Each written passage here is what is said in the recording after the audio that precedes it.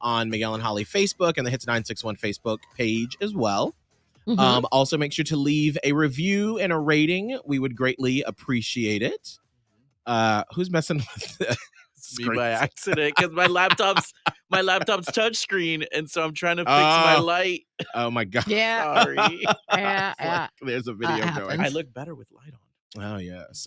So is it? It's public knowledge. Yeah, it's public knowledge that. So we're moving studios. So we're super excited because.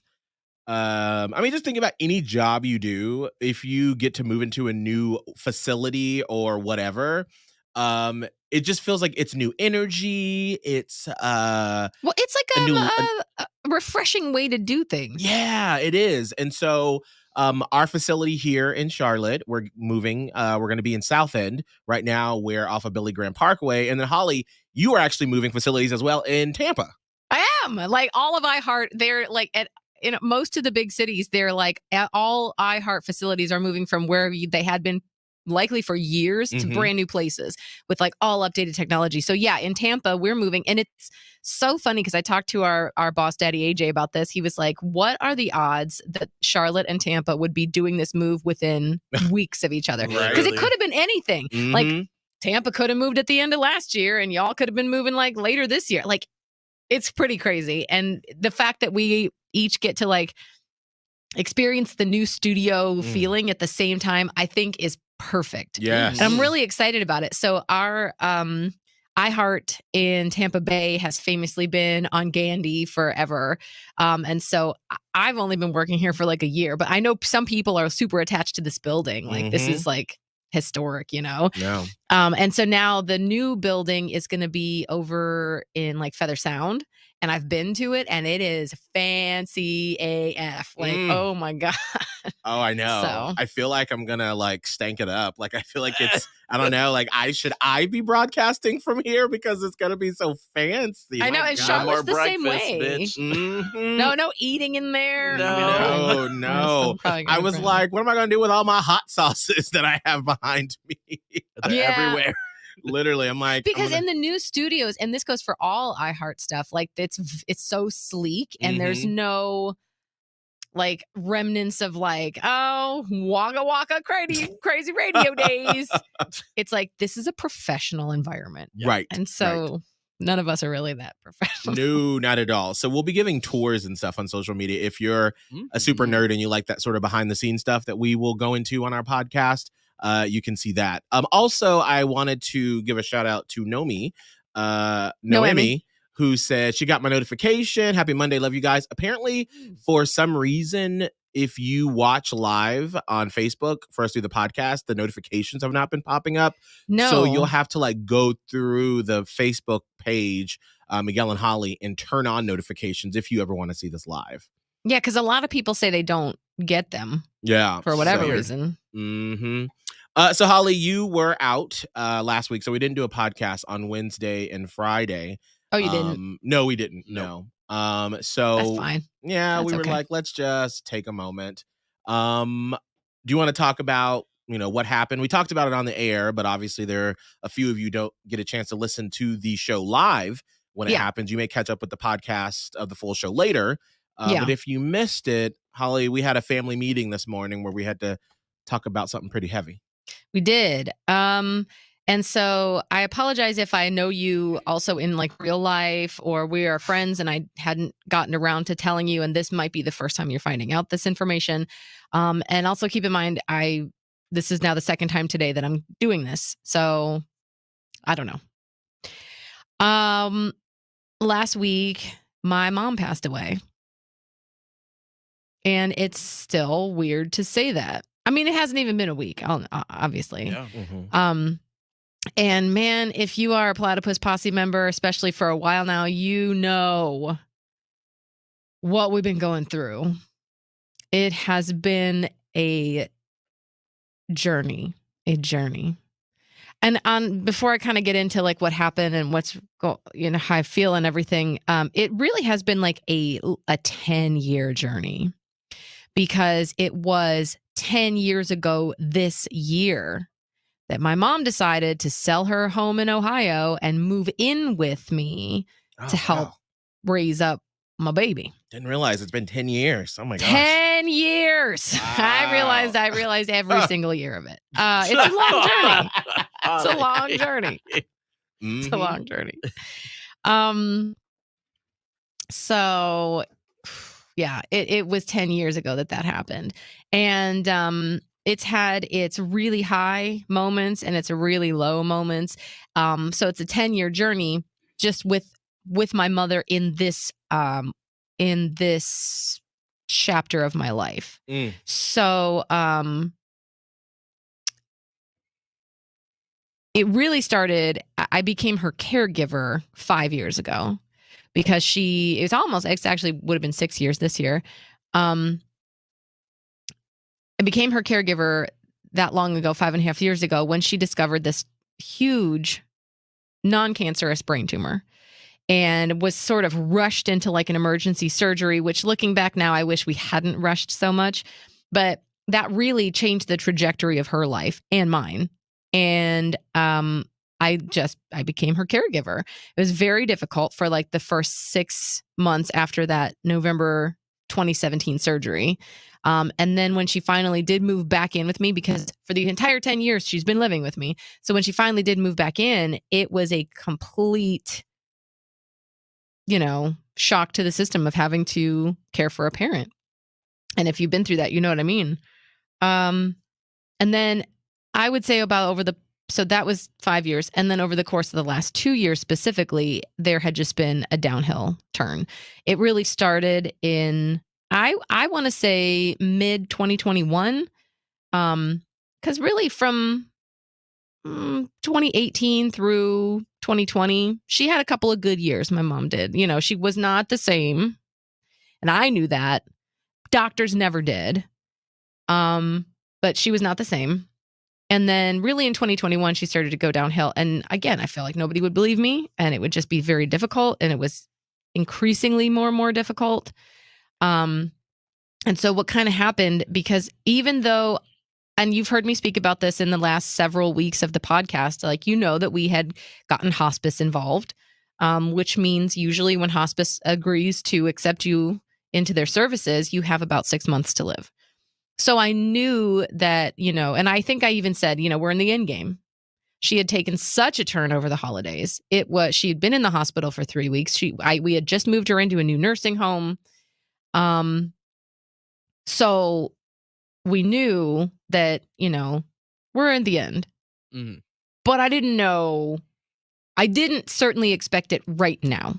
I didn't. I actually thought probably for the worse, for myself and for her, I thought we had about 6 to 8 months, which I was just geared up for to be grueling, sad months.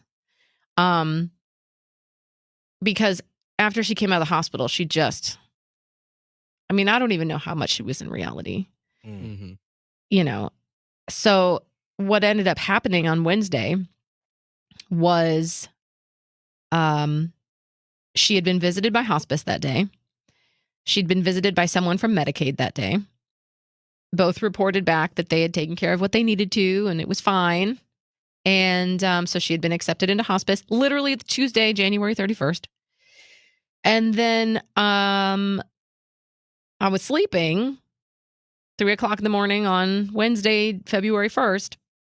And Maya came in our room and she's like, Uncle Patrick keeps calling you, because my phone was on silent, which was sort of like a PTSD thing from like my mom having had her phone and calling me all hours of the night. And so I had needed it on silent so I could, anyway, it doesn't matter.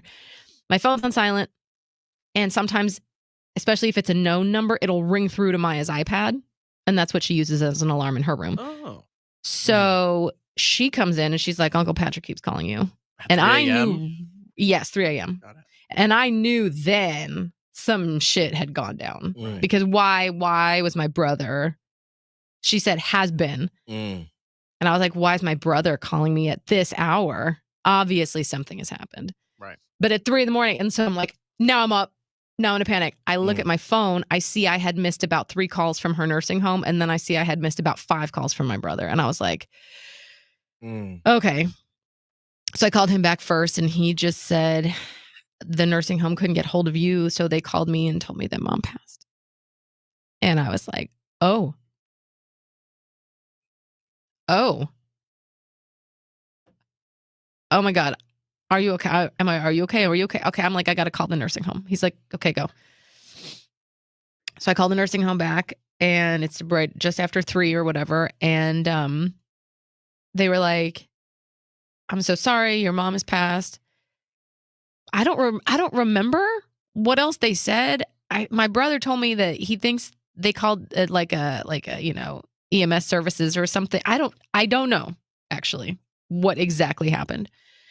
But I do know the day before they had called me and said that her white blood cell count was very high, which it had been a little high for a while. But they were like, can we put some IV fluids in? And I had debated even that because I didn't want this woman to suffer anymore. No. So I said, yes, go ahead and put the fluids though, make her comfortable, obviously. And so my guess is that she had some sort of infection, maybe another UTI, could have been COVID, a cold, could have been anything. Could have been cancer that came back because there was a nodule that we had found last month. It could be anything. And I just think her body was too frail to, fight anything off. So at that moment, though, the nursing home was like, yeah, we're so sorry. And we did this and this. And I'm like, kind of not aware. And they're like, we need to know what to do with her. And I was like, yeah, yes. And they're like, so just what do you think? And I'm like, I don't know. Like, what do you think? And they're like, well, we don't really know. You might need to call a funeral home. And I'm like, oh God, okay, let me think about this. And they're like, just let us know as soon as possible. So I hang up. At this point, my boyfriend is like, she died. I'm like, she died. And he's like, what do you do? What do we do? And I'm like, I don't know. I'm like, wait a minute. Do they need to know right now at 3 a.m, or did they mean call back in the morning? And he's like, you better call him back and find out. So I call back and I'm like, do you need me to do something right this minute? And they're like, yes, immediately. And I'm like, holy shit. My gosh. Are funeral homes even open? Like, how are you I supposed didn't know. to? Yeah. It's like, what? Literally, I'm like, oh my God. The only thing I could think to do, I was like, I have to call my Auntie Pearl. I have to call Auntie Pearl. I don't know. She's older. She knows stuff. I don't know. Right. But then I realized as I dialed her, because I'm panicking now, I am not even fully aware of what had happened. And so I called her and I realized it's 3:30 in the morning. And as the phone is ringing, I'm like, oh shit, I have to tell her. I can't just ask her what I do. So she answers the phone. She's like, hello. And I was like, I'm so sorry. My mom died. And she was just, that's her sister, her younger sister. Right. So she was very shocked and upset. And I'm like, I'm so sorry. We can't talk more about this at this moment, but I need to know what to do. I don't know what to do. I wasn't ready for this. Like, I didn't think I had to plan that part yet. And I felt very unprepared because I'm trying to be so prepared. She's like, you have to call a funeral home, I guess. And I'm like, I think the same thing, Kelvin. I'm like, are they open? I don't know. And she's like, I don't know. I'm like, all right, I gotta go and try to figure this out. So I just Googled funeral homes near me, not knowing anything about any of them. And I just went with the one with the highest rating with the most reviews. Right. It's like, that'll do it. I mean, it's like, what else do you go by? Like, it's you can't. Yeah. Oh, and they were open 24 hours. There were a couple funeral homes that said closed, and I'm like, that doesn't help me at 3 a.m. But thankfully, this one was open, and it had 5-star rating. It had like dozens and dozens of reviews. I'm like, oh, this is it. So I called them, and the woman was like, I'm so sorry. Our director will call you back within minutes. And I'm like, all right. And this bitch did. He did within minutes. You could tell he was sleeping as well. And he's like, I'm so sorry for your life. I'm like, I'm so sorry for waking you up. He's like, no, that's my job. He's like, what I do. I'm like, okay, well, here we go. So he walked me through the process, thankfully. And I was able to call the place back. And then once that was done, I was like, I think it was I feel like all that, it took so long, but it didn't. This may have all happened within less than 10 minutes. And I was like, what do I do? Do I go to work today? I mean, I could go to work. I was feeling nothing right that second. I'm like, but let me just call Miguel. So I called you and I told you what happened. And I think I even was like, did I come to work today? You probably were like, what the fuck? No. I was like, you're not. Thank you. Thank you for your service. But no, you're not. We'll figure it out. And you were like, well, maybe you do a best of you. I'm like, hey, don't worry about it. That's not your concern right now. Yeah. So I got that call done to you. And then at this point, it's 3:30. Maya's still up. I had to tell her, and she was okay. She was okay. She didn't cry, but I have to, and I told her that's okay too. She's like, am I reacting the right way? I'm like, any way that you want to react is right. Absolutely. Because she hadn't seen her grandmother in a grandmotherly capacity in like a year and a half. Right.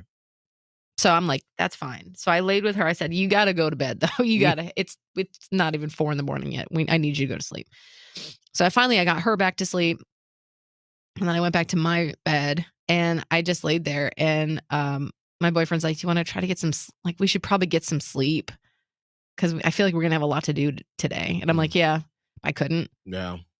I just laid there and thought about stuff and thought about stuff and thought about stuff. And I wasn't sad. I wasn't crying. I think I was in shock. And after tossing and turning forever, finally, like close to 6 a.m, as I just had laid there, I'm like, let me start researching. That's what I do. Let me just look at stuff. What do I need to do right now? So I started Googling things. And then I don't even know how I got to this point, but it's like, do you have pallbearers at a cremation ceremony? And here's the role that you can give them and this and this. And I'm reading it and they're like, have one person maybe carry this person's effects.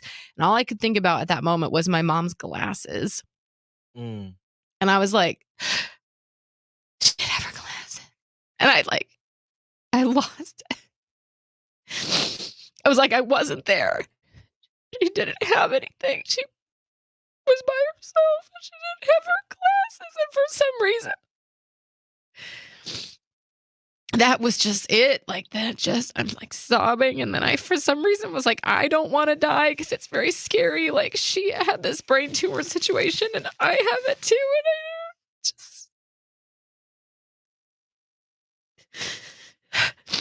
I just don't want what happened to her to happen to me. And it's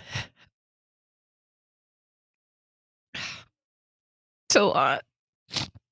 It's a lot to think about. So I cried it out, and then we had a day, like we went to the funeral home and took care of all that. And Maya went with my boyfriend's parents for the day and ended up having a phenomenal day. I didn't send her to school. They went to the beach and they found this little festival where she was on a bouncy thing and a water slide. And I'm like, over here living her best life, getting the damn sunburn. I was like, thank goodness though. I'm so glad for that. So that was good. And then the next day, my Auntie Pearl called me again. And I wish this older generation, she's very solidly a boomer. Like my mom was a boomer. Auntie Pearl's 4 years older than her. So I was like, I wish that this older generation, they know that they're about to put a whole bunch of knowledge on you. They should tell you to get a pen. Right. Like I thought it was just a conversation. And by the end of it, I had a checklist of things that I needed to take care of. And I was like, damn it! And you're like, wait a minute. I needed a pen. Shit. But after we got off the phone, I tried to start making a list of what she had said to do. And that was helpful because it at least gave me some structure about who I needed to reach out to. And we're going to do the biggest thing that, she said, because here we are in Florida. My entire family is still in Ohio. Oh. She's like, Holly, it is 14 degrees here. We can't bury anybody right now. Right. It's not doable. So she said, what you might want to do, it's up to you, but what you might want to do is obviously have the cremation happen, which again, just like not writing shit down. My mom years ago had like mentioned some things that she might have wanted when she died. And I'm like, I don't remember them because I didn't write it down. Like, we need a and she pen. didn't either. Bitch, I write it down. We need a legal pad and we need a pen. Yes. Keep one with you, apparently. So I think she probably would have enjoyed like a viewing or something. But I'm like, I can't do that. You know what it's like to fly a body? So expensive. And also, what are we going to do? It's 14 degrees. Right. Yeah. So we went with cremation. And my Auntie Pearl was like, why don't we plan a funeral from like when the weather warms up? March, April. I'm like, okay. Oh, that makes sense. And it gives me time. And at first I thought, I don't want to do that because this is going to make it drag out. And like, I almost want to just be done and not have to deal with these feelings and these thoughts anymore. But then I was like, it's just not going to work that way. Right. So I have some time to process, time to plan. So we're going to hold a funeral up there, like the way that she would want a funeral at the church, at the Catholic church, that my family's all members of. My cousin Don plays the organ. So that's the church. And then we'll do all that. Like, I thought my mom's birthday was March 22nd. Why don't we do it around that? Which I think feels kind of full circle, you know? No. So that's the plan. And I'm just trying to take care of that. And it's been weird because I told my boyfriend yesterday, I was like, am I doing this right? Like, I feel like, should I be sadder? Should there be constant weeping? Because there wasn't this weekend. Like, we kind of went about our weekend. We had his daughter and we, did a lot of stuff with her. And then when I talk about it, I tear up and stuff. But I'm like, he's like, just think about how calm everything has gotten pretty quickly. And I'm like, I feel that, but I'm not able to I don't think I'm able to take it in yet. I think it's going to take me quite some time to process the calmness of it and the lack of this burden of responsibility. So that's where I'm at. I think there's like guilt attached to it too. You know, absolutely. 100%. But nobody has stepped into your shoes and knows exactly what you have been through. You've talked about it, but to talk about it and feel sympathy for it and going through it is a completely different experience. Yes. And so it's weird to say like, this is relieving, but it's hurtful at the same time. And so thankfully you have, resources, right. Because your therapist is going to be on overtime. I know. I actually have a meeting with her. I'm supposed to have a meeting, the next one on Valentine's Day, but I can't do that now because we're supposed to be training in the new building. So got it. I have to reschedule that maybe sooner and tell her. And we're going to have a good talk. Yeah. That first one. So we'll have a good talk. And actually, I'm still part of hospice, which again, hospice is wonderful. Like, my mom was literally admitted for not even a full 24 hours. And they called me immediately. Like, they were like, well, you have hospice care, like the family portion for 13 months. Oh. So you can take advantage of counseling and all these other resources, groups and things. And one guy called me this weekend and was like, I'm not going to send it out yet. Maybe in 6 to 8 weeks, I'm going to send you some pamphlets on groups, support groups. I was like, okay. Very cool. Yeah. Okay. I mean, and I think what you said to Maya is there is no right or wrong way to feel whatever you're feeling, because there are so many different situations and conversations and things that we'll never know about that happened. And so it's okay and valid to feel anything that you're feeling.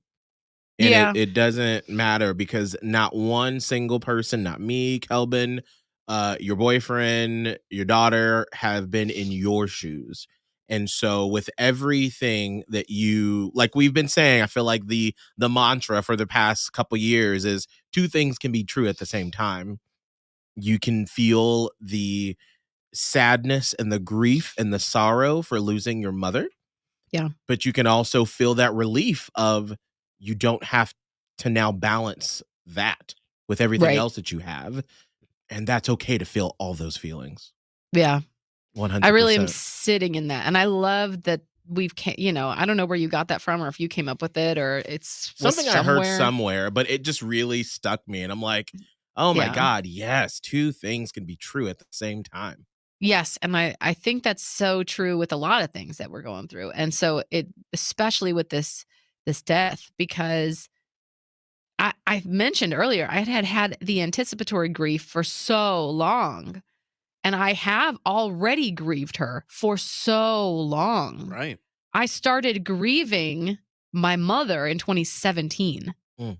So what I'm dealing with now is not like grief in the stereotypical cliche almost way where it's like there was a sudden death and we don't know and then you're like plunged into mourning. That's its own trauma and tragedy on its own. That's not this. This has been this drawn out mourning, grieving phase of years. And it would like go back and forth. And then, well, we don't have to grieve anymore. We're done grieving. Oh, wait, we're grieving again. Oh, no, maybe not. No, yes. This woman, I don't know, like was the most stubborn, was the most hard-headed, was like the most determined. I don't even know how she physically did it for so many years because I mean, in the 90s, it started with breast cancer. She had ovarian cancer. She had all kinds of shit wrong. So many things. And then the brain surgery and the other it was just like, she just pushed through it. Like, I'm like, why are you doing it like this? Maybe you're doing the most. Like, maybe you're doing too much. But her body did just eventually give out because how could you do it? And her mind was gone. So that's why I'm like, I'm grieving, but it's not like it's fresh. It's familiar. Right. This whole thing. But there's a finality to it, now. Noemi said, mourning is a crazy thing. You have gone through such a roller coaster since she was first diagnosed. It's okay to feel the weight lifted and to not feel guilty. Ashley said, girl, there are no rules or timeline for grief. You are just fine. Don't worry. You've been through it with the entire process, and the support you have is absolutely insane in a wonderful way. Take it day by day and feel the things. And then Noemi also said, felt the same with my mom. I was her caregiver. And as a nurse, when she passed, I felt like I failed, but the relief of the weight lifted off my shoulders was everything that I needed. So yes. It looks like you're not alone in feeling that sort of thing about being a caregiver and feeling those sort of conflicted feelings. Yes. Yeah. And I'm grateful to not be alone.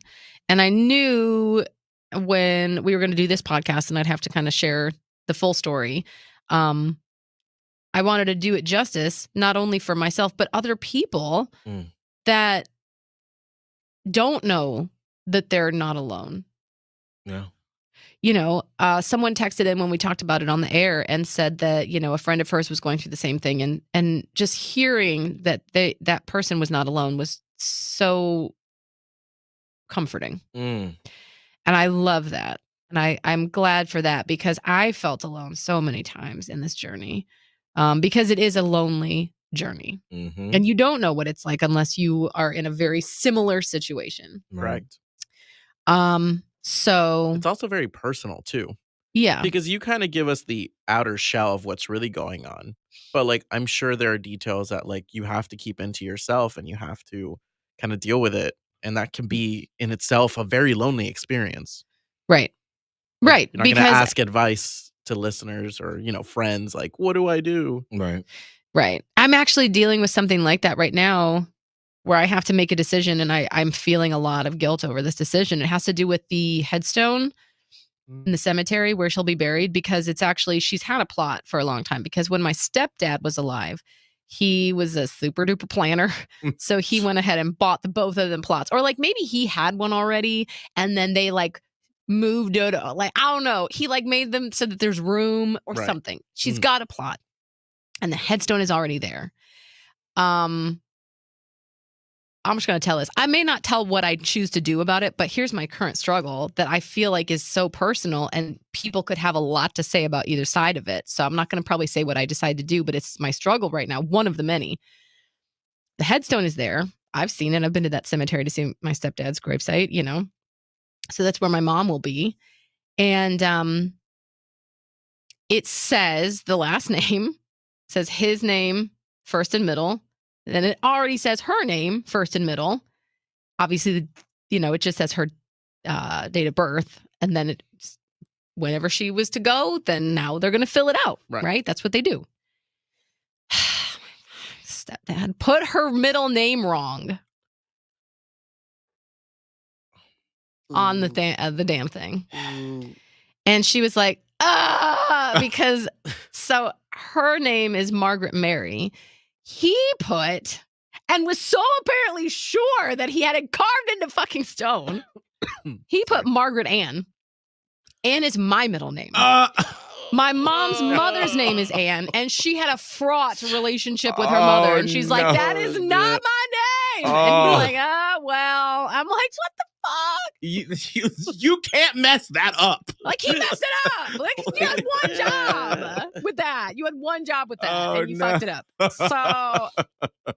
So now there's a headstone at this cemetery that says Margaret Ann, and that is not her name. And I know it bothered her. Now, she let all kinds of things bother her, and she wouldn't always keep them inside. And she's like the type of person that's like, it's fine, whatever. And anytime she talked about it, she'd always be like, just leave it, because who's going to see it? One time, though, she was like, I don't know if I want it to be like that forever. And I'm like, yeah, well, yikes. Well, now it's a concern. Because I called them and I was like, how much does something like that cost? I'm like talking about it with my boyfriend. I'm like, maybe like $700-800, maybe that. Like we could maybe do that. I don't know. I called the cemetery man and explained to him the thing. And even when I told him, he's like, oh my God. I'm like, I know. No. So he goes, well, I have to see, exactly what kind of stone it is, where it is, what is it raised? Is it lowered? Is it whatever? He's like, it could be it would start around $1,800. Oh. I was like, oh no, you have got to be kidding me. Now, he's like, he was trying to make it better. He's like, well, there's some things we can try. We can like fill in the wrong name and then recarve the new name, but sometimes that doesn't look great. We could just fill in the name and not put a middle name. Or if we need to replace the stone, it starts at $1,800. I was like, that's more than it cost for the cremation. Oh my gosh. I was like, oh my God. Okay. Just maybe hot glue something. I know, right? Something. Like, is there a DIY? Like, what can we do? Like, yeah, like I can get my own. I would buff it out. I can carve it in. I mean, there's probably some like, Gen Z TikToker that probably has some sort of DIY. Hack. Little hack for cemetery things. Say less, sis. Say less. Say less, sis. Have the platypus posse, the Facebook group. Like, does anybody y'all do know this? How to buff that out and just add a new one with it not looking like shit? Because my gosh, that for some reason that's weighing so heavily on me. Like, does it really matter? Does it really matter? Is it bad because like that's a lot of money? I'm sorry, I think that's a lot of money. It is a lot of money. Yeah. Is it bad? Like, I will probably, I'll be honest, I don't know that I'll ever visit this spot in the cemetery again, because to me that's not where she lives. Right. That's not where she lives. I don't need to go there to visit her. I can visit her anytime in my mind. And so I don't love cemeteries. I'm not I'm going to go put wreaths and all this. My mom and stepdad always did their trip to the cemetery. It's like they loved it. And I'm like, that is not for me. No. But is it disrespectful? Is it like, it doesn't matter what the cost is. Just do it because this poor woman, like, I don't know. It's one of my current concerns. I think it's so different for everyone. Like, I know my mom with my grandmother, like on my grandmother's birthday, like she went to the cemetery and, sat and chatted with her and whatnot. But I'm sort of like with you on that, Holly. Like, to me, I'd rather like look at pictures, from back in the day and do like a post where I sort of like reflect on, these are the things that I learned from my grandmother. And, this is how she changed my life. And this is why I love her and why she's so amazing, as opposed to going to a cemetery. Because that's never been something that I've done for like my cousin that passed or for my grandfather. Yeah. I've just never been one to, that isn't how I like to sort of reflect on their passing and about who they were as people.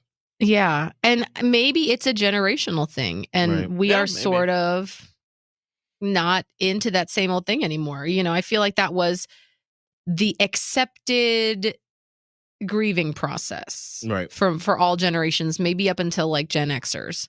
And then it's sort of started to change where it's like, I personally don't know that I need to go to a cemetery, especially since I don't even live there. Right. Like in the future, when I visit Ohio, will I want to?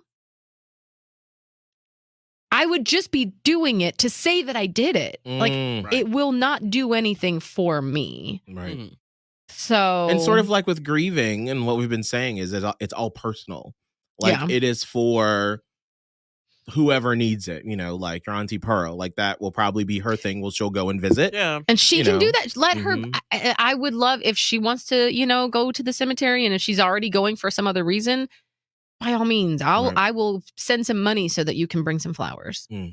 That's great. How is your brother Patrick and your dad Tim? How are they doing? I think they're okay. These men are not talkers. In case you ever wondered why I'm on the radio, that would be my mom fully. So you can thank her for that. My dad and my brother are silent gentlemen. I don't know. I've tried to strike up a couple of text conversations with my brother, even in person, like even on the phone. My brother is not much of a talker unless he's drunk. Then he will talk your ear off. Always. Always. Straight man. Yeah.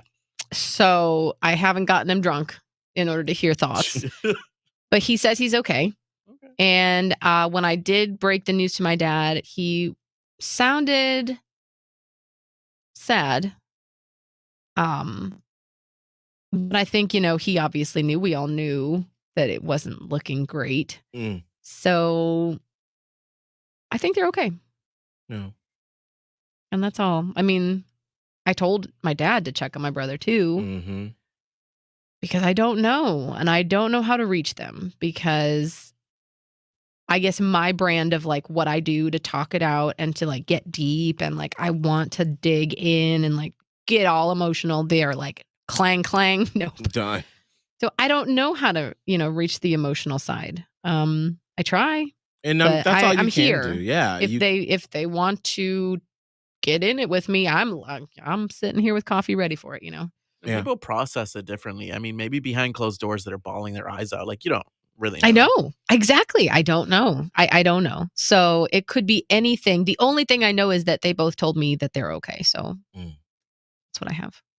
Well, and I think too, also like with, what you were saying earlier about how your mom hasn't been herself for so long, I mean, she wasn't able to go to Patrick's wedding last year, Right. because of everything going on. So I feel like that grieving process is so, like for me, when my grandmother passed, like she had not been herself for years. Right. And so when my mom first told me, it was like, I remember I was at the post office and I was in the parking lot and I just was like I literally, it was like the first time in my life where I was just like frozen. And like, I was like, I don't even know if I can drive my car right now. And so I just sat there for probably 10 minutes. And then my mom had called Abe.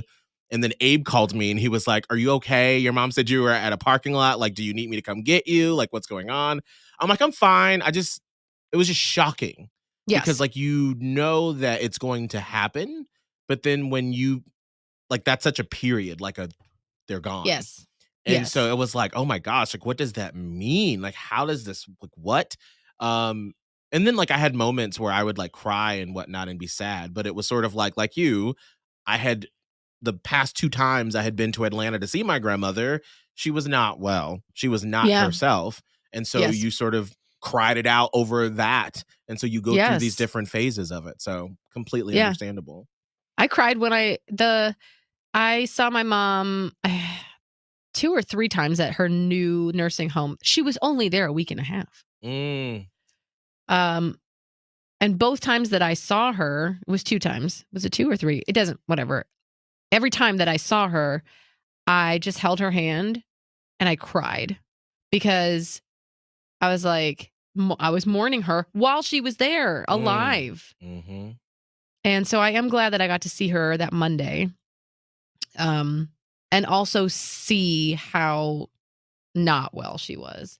And you know, my boyfriend's like, I'm actually thankful that you don't have to go through months more of seeing the deterioration happen, because that would have been very rough. So it is, and it's personal and it's different, and we're all just out here doing what's best for us. I do want to end on insightful. I don't know if that's not the word I want to use, but basically like memories from your mom.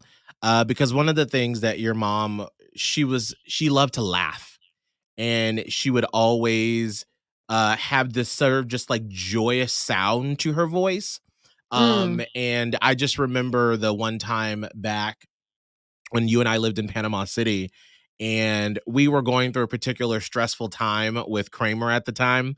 And she happened to come into town that weekend that we were stressed out over this project we were doing. And then we were like wailing about it, I feel like. Oh my gosh. Like we were just so mad and upset.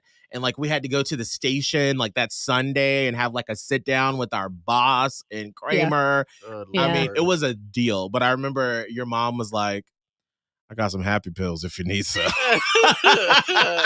She did. She gave us value. And I never had it before. And I was like, I mean, if Mrs. Margaret's saying it's okay, then we gonna take this. And I was like, I feel not stressed out at all. Like, I can do this meeting. Whatever. It's true. Oh, that is so true. Always made me laugh so much when I thought about that weekend that she was there, and she was like, well, fuck him, and here's a pill. What's fun, like, I thank you for sharing that, because it's, you know what has sucked is that I could not access any good memories of her. And I think that's what has been so shitty. Right. Like, I can only remember the horror, really, of the last 2 years, and the anger and frustration and bitterness I've been feeling, and picturing her being argumentative and angry and bitter right back. And it's just, that's the only thing I could think of. I'm like, I know I have good memories somewhere. I'm hoping they start to unlock now. Yeah. It's tough though, because you weren't able to kind of recollect with her. So oh no, you have to kind of self-reflect. That's a piece of advice that like my fiance's mom would always tell me, because I have the same tumultuous relationship with my mother. And so around the holidays we were going through it, and so she was like, start your conversation with a happy memory. Go back and forth. And so I think happy memories for you is going to be really good for your mental health. Yeah. And so through. Yes. And I'll look at pictures and stuff, but you know, yes, I appreciate your story, because that it anchors the person that she used to be, that I can't remember right now. Right. That a couple of my friends reached out with some really nice memories. And so that was, I think, more than hearing, oh, I'm so sorry for your loss, or I'm so heartbroken for you, which is, some people that reached out and said that when I told them what it meant so much. And I thought that I wouldn't want to hear that, because I'm like, before the death, I was like, I hope I don't hear that. I'm not going to be able to handle it. I don't want to see it. I don't want to look at my messages. Then immediately after it happened, and I told people, it was so comforting to hear those words. So I'm a dumbass. Don't listen to my and needed it. But I think one of the best things was from my friend Dave, who, when I told him, let me find it real quick. He said, my lasting memory of your mom is that she hugged me when I was out of a job and feeling very low. As you know, I'm not one for being touched. But she was so kind and gentle and just everything a mom should be. And I thought, she was. She often was. She was a wonderful mom to young kids, especially. So she had a lot of fantastic qualities. And in the coming days and weeks, as I prepare for the funeral, I'm going to get to unearth those and maybe be able to speak more to it. Well, we love you, Holly, and we are here for you. Thank you. Miguel and Holly Uncensored. Catch it on the iHeart